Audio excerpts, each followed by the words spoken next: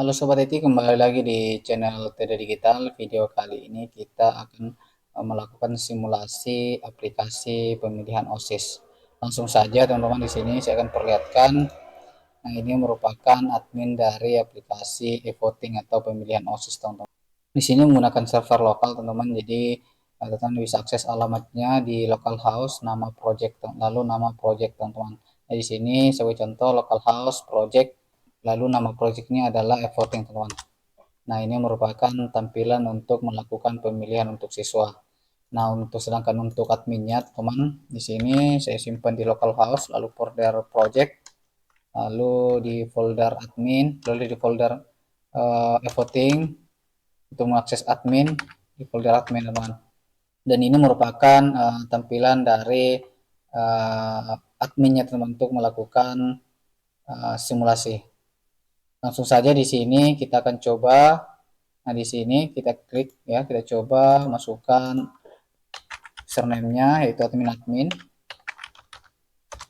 Nah, di aplikasi ini ada beberapa fitur, teman-teman, yang teman-teman bisa lihat, yaitu ada menu kelas, ada menu user. Di sini akan menambahkan data siswa maupun data pegawai. Lalu ada manajemen kandidat, teman bisa pilih tambahkan kandidatnya sesuai dengan periodenya. Lalu ada manajemen tugas untuk akses login petugas, nanti teman kita akan perlihatkan untuk tampilan petugasnya. Nah, di sini ada perolehan suara, teman-teman bisa dilihat ya, ada dua metode.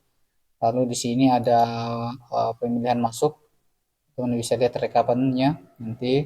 Lalu di sini ada cetak kartu. Nah, di sini akan muncul kelas-kelas yang kita akan input. Lalu di sini nama sekolahnya, teman-teman bisa ubah. Nah, di sini sebagai contoh kita ubah nama sekolahnya terlebih dahulu. Lalu di sini kita pilih perbarui. Nah, ini kita coba kita lihat di aplikasi atau di halaman siswa untuk melakukan pemilihan nanti. Kita coba refresh. Nah, di sini akan berubah ya nama sekolahnya dan logo sekolahnya, teman-teman. Nah, langsung saja kita lakukan untuk melakukan penginputan kelas seperti biasa. Di sini kita tambahkan kelas. Nah, lalu nama kelasnya langsung sebagai contoh saja. Nah, ini ada dua kelas sebagai contoh kita tambahkan. Lalu di sini ada manajemen user. Nah, di sini ada dua, teman-teman bisa upload secara manual. Di sini ada tambah. Kita pilih. Nah, di sini kita pilih kelasnya, otomatis akan tampil. Lalu niche-nya bebas, teman-teman. Di sini saya gunakan random saja. Lalu kita tambahkan simpan. Nah, otomatis akan muncul.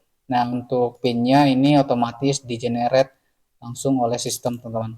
Oke, akan muncul. Teman-teman juga bisa melakukan penginputan menggunakan impor. Jadi teman-teman terlebih dahulu download datanya, download template-nya, ini kita download. Nah, di sini akan otomatis terdownload, teman-teman. Nah, teman-teman bisa cek di sini. Nah, ini template-nya kita buka. Nah, ini kurang lebih seperti ini. Kita buka yang versi ini. Sudah saya edit, teman-teman. Ada 3 data. Ini. Ya, kita coba edit terlebih dahulu. Nah, ini namanya. Kita coba saja. Di sini kelasnya tadi. Kita sesuaikan dengan kelas yang kita input di manajemen kelas, teman-teman. Oke, di sini untuk pinnya, teman-teman, opsional ya. Dan kita kosongkan saja, nanti pinnya otomatis dibuat oleh aplikasi. Atau teman-teman juga bisa input. Namun di sini kita kosongkan saja, nanti sistem yang akan melakukan atau mengenerate pinnya otomatis. Kita save, lalu kita kembali ke user tadi, teman-teman, kita pilih, kita masukkan datanya. Nah, di sini ini kita pilih, lalu kita pilih import Excel.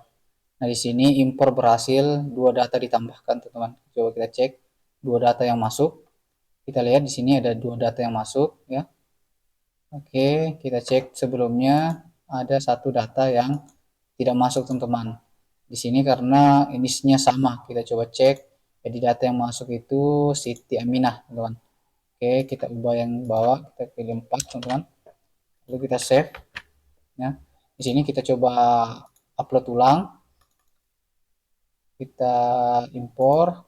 Nah, di sini sudah bertambah 1, teman-teman. Nah, di sini datanya sudah masuk ya, ada 4, 3 dari template Excel tadi yang kita lakukan penambahan, lalu di sini satu kita lakukan penginputan manual. Nah, di sini untuk kelasnya kita bisa filter. Jadi kita ingin melihat kelas TKJ 1 saja, maka yang muncul hanya status TKJ 1, teman-teman. Kita pilih kelas TKJ 2, maka yang status yang muncul 10 TKJ 2. Nah, di sini kita juga bisa cari berdasarkan nama. Nah, ini kita bisa cari berdasarkan nama, lalu lanjut di manajemen kandidat. Di sini kita bisa memilih periodenya. Sebagai contoh, kita pilih periode 2025-2026. Lalu kita masukkan data periodenya. Nah, di sini nama kandidatnya kita bebas saja, teman-teman, sebagai contoh atau sampel. Oke, kita tambahkan. Nah, di sini sebagai contoh ada dua sampel kandidat. Lalu di manajemen petugas, teman-teman bisa tambahkan nanti nama petugas, ya. Nah, sebagai contoh kita lihat untuk mengakses halaman petugas, sama teman-teman, kita pilih localhost slash nama projectnya. Nah, di sini kita pilih petugas. Nah, ini merupakan halaman dari petugas, teman-teman. Jadi di sini kita login sebagai petugas. Nah, untuk menu petugas itu hanya bisa menambahkan manajemen kelas, juga bisa menambahkan manajemen kelas, teman-teman, di sini, dan juga bisa melakukan manajemen user, bisa menambahkan user, dan juga bisa melakukan cetak kartu, teman-teman.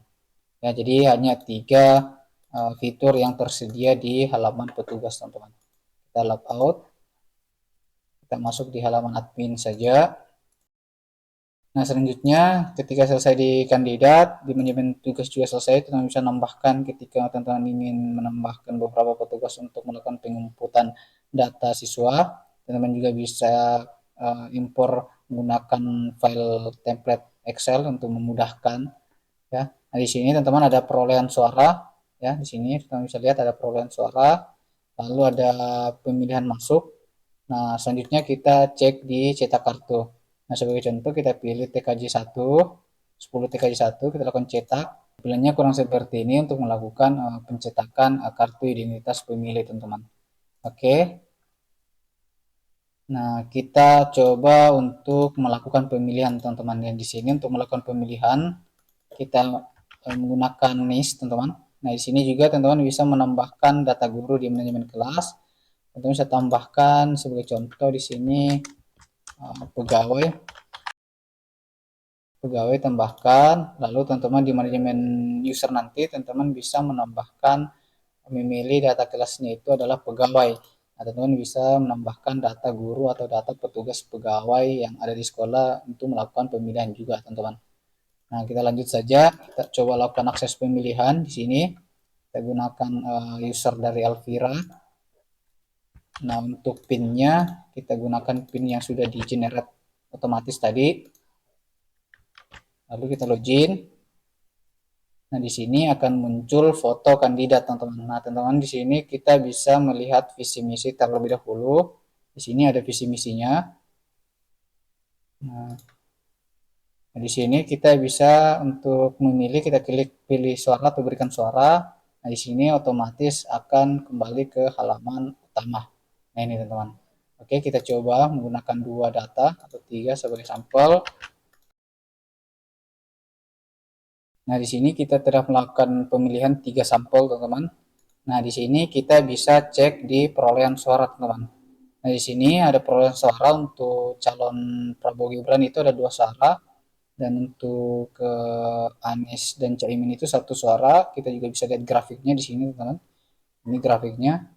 Jika teman bisa lihat, ini ada grafiknya juga, ya. Diagram P-nya ada, teman-teman, ya. Nah, di sini juga ada, kita bisa lihat. Nah, sini ada Prabowo dan Anies. Nah, ini jumlah suaranya. Nah, di sini juga kita bisa melihat pemilihan masuk. Nah, ini, teman, yang sudah melakukan pemilihan itu atas nama Andi, Alvira, dan Budi, teman-teman. Nah, di sini. Jadi kurang lebih seperti itu untuk aplikasi dari e-voting pemilihan OSIS. Ketika teman-teman ingin bertanya, silakan teman-teman sematkan di kolom komentar, atau teman-teman bisa juga kontak kami, link kontaknya kami sematkan di deskripsi video. Kurang lebih seperti itu, semoga bermanfaat. Terima kasih, sampai jumpa di video selanjutnya.